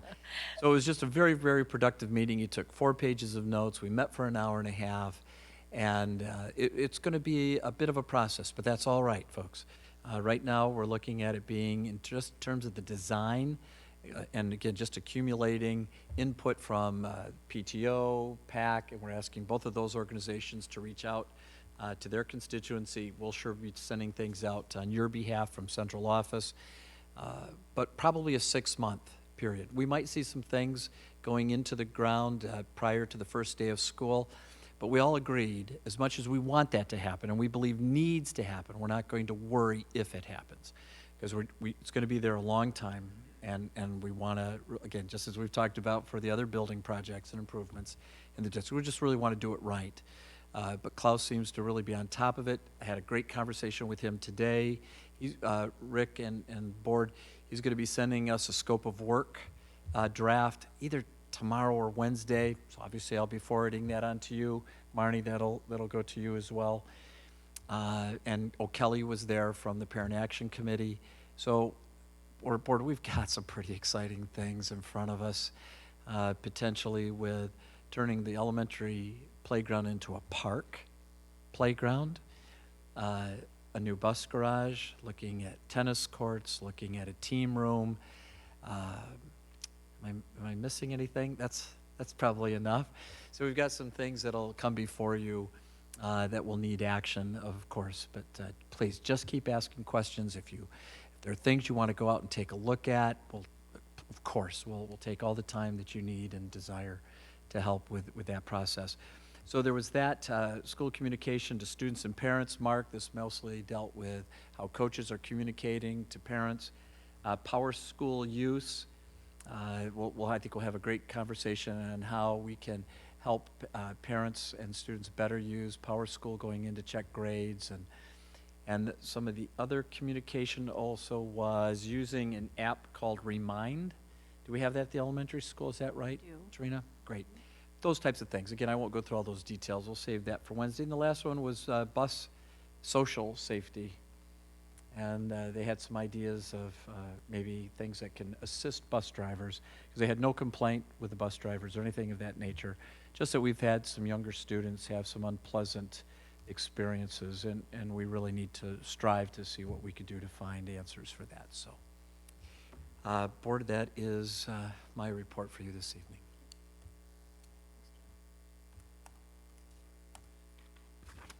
Board correspondence?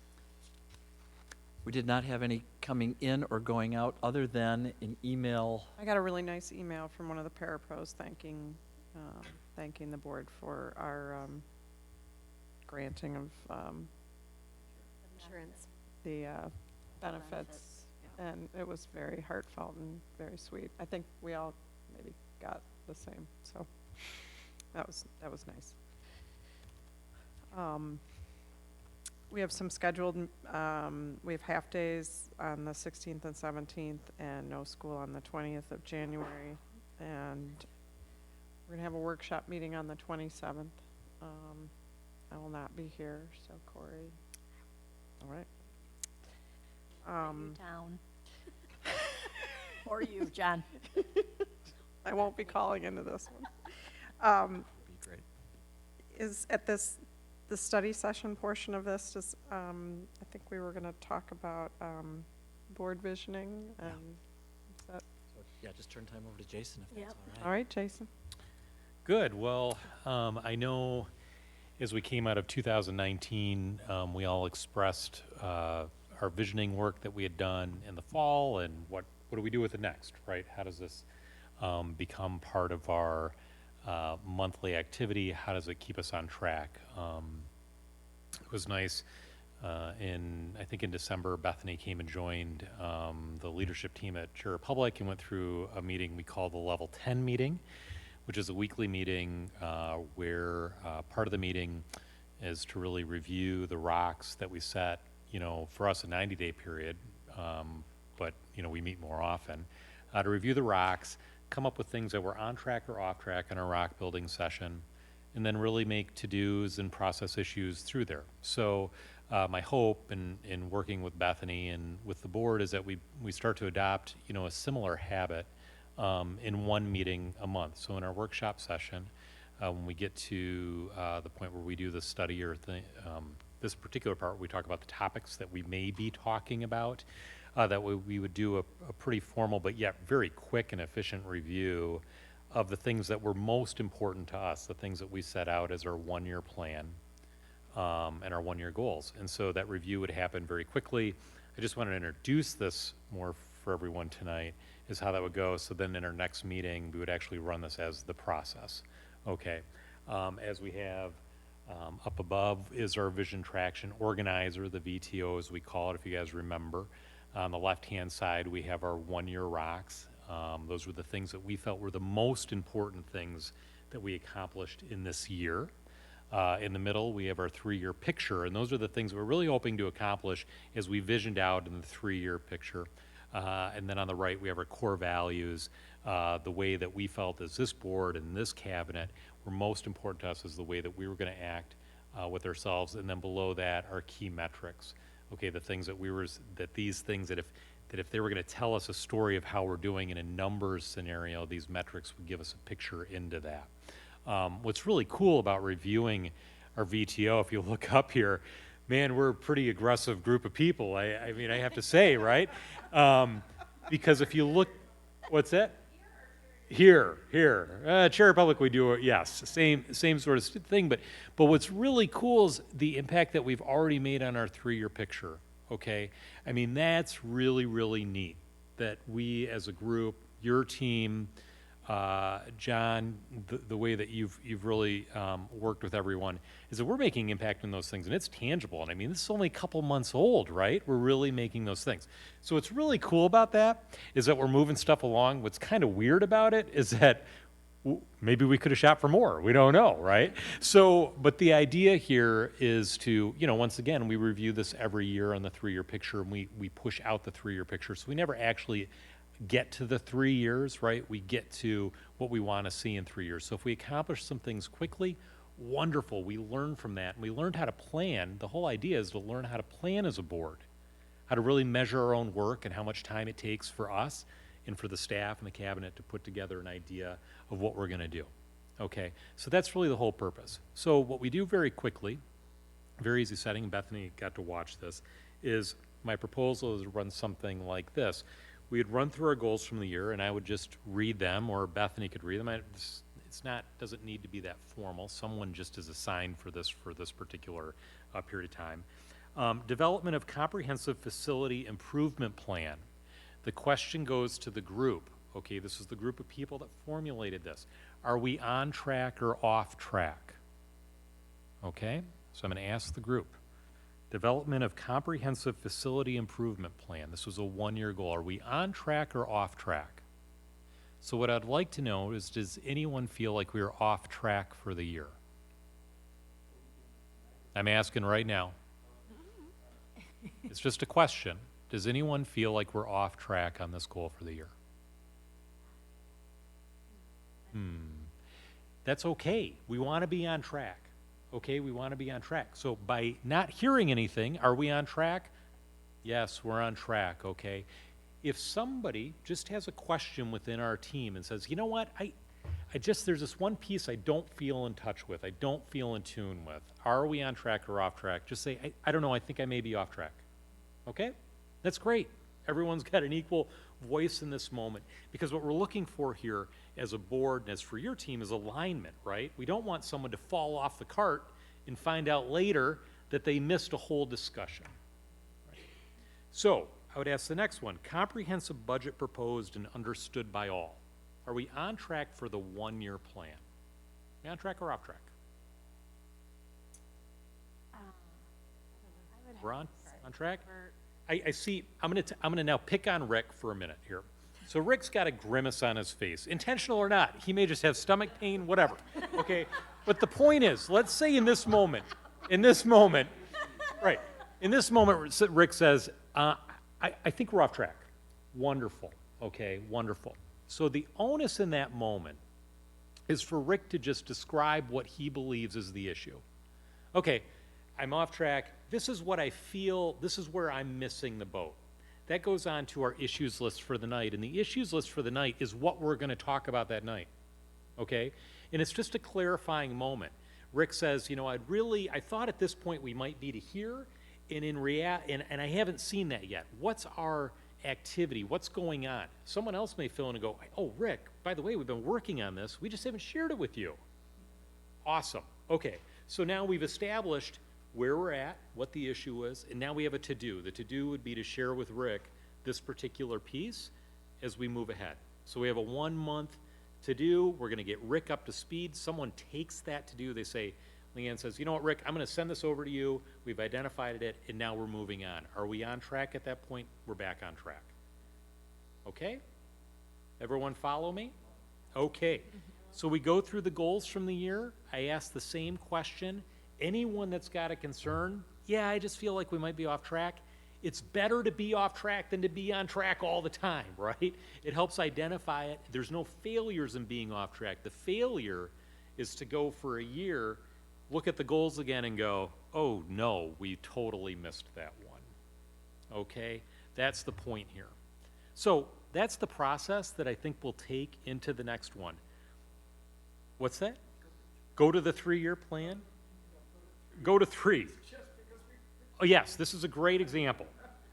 Basic live streaming of board meetings, on track or off track? Nailed it. We nailed it. This is called done. Done. Done. Okay, man, does it feel good to be done, right? And this is a 1-year goal. We have 4 goals we wanted to hit this year as a group. One of them we've already accomplished 3 months in. right? Thank you, Now, all involved. yes, that thank made you all that involved. happen, We Jordan. definitely misunderstood what it was going to take to get done because you got it done so fast.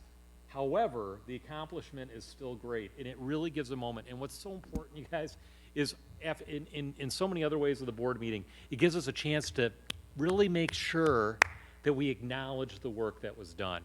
All right? And even if we read this every month for the next, 7 months, did we accomplish this as done? It's like, yeah, it's a reminder of all the things that we're able to do. And it's also a chance to come back and say, boy, we did this, but did it meet our expectation? It gives us a chance even to check beyond, all right?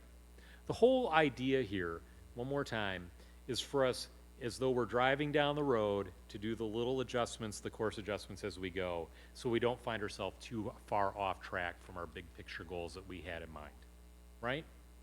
Great. The only other thing I'll say about tonight, and this is all that we're really looking to do, is introduce this so that we know what we're going to do in the next time, as long as you guys are okay with it, because I'd really like some feedback at the end.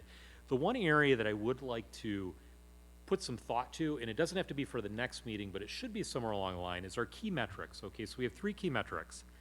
Expenditures to plan, all right? We had enrollment changes and academic achievement. Okay, so those were 3 metrics that we kind of identified that we would like to say these are numbers that are important to us.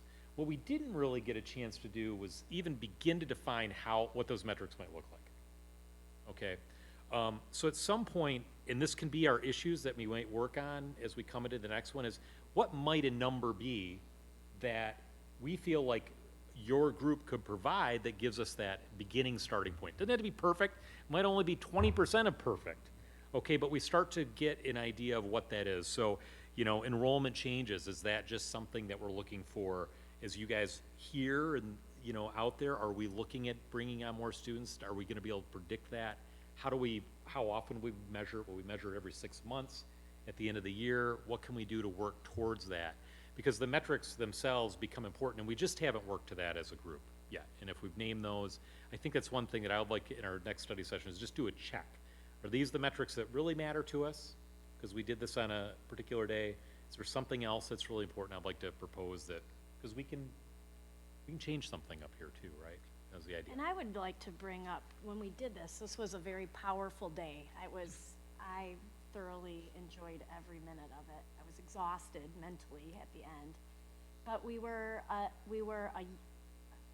brand new board. We didn't have the relationships that I feel like as a board that we are developing, really daily, weekly, monthly.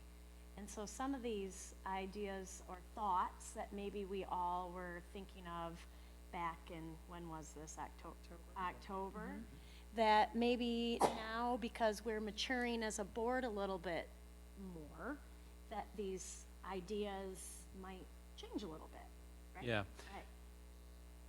Is that Keep going. fair enough to say? No, that's. Yeah. So what I really want us to do is make sure that we learn the process, right? Because to me, this is a process that goes beyond my hopes. It goes beyond all of us, frankly. There's a way to do this. So I'd really like us to learn the way to process this as a group, and then the resetting process as a group.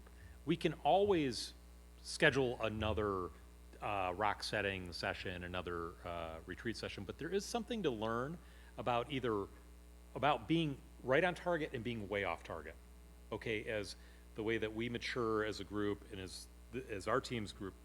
What does a year mean, and what does our meeting cadence mean to getting things done? The fact that we meet twice a month, that we review this once a month, it's interesting to me to see how productive we can be, okay, and what things we can talk about. And I would say, instead of maybe adjusting these, what things could have been in the 1-year plan that were in the 3-year plan, and how do we work on those? Those are things that are really worth discussing within the study session. I would not, at this point, want to remove any rocks or add any rocks, because I think we have a lot to learn from what we did just in this process right here. Yeah. So that when we go to do it again, which we'll go to do, that we're even better next time around. Any questions or concerns or things for our next feedback? Anything you want?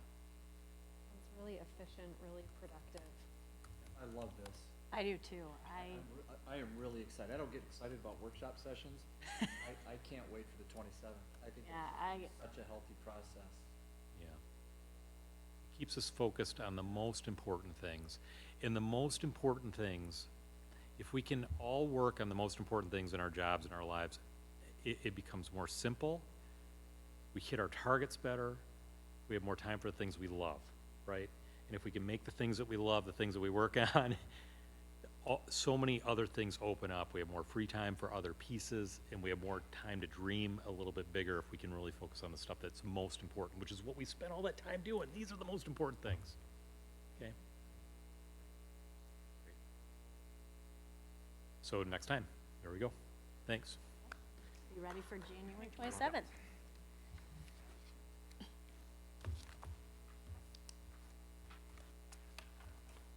I think that was the end.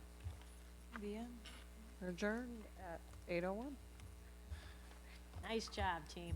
Yes. That one I was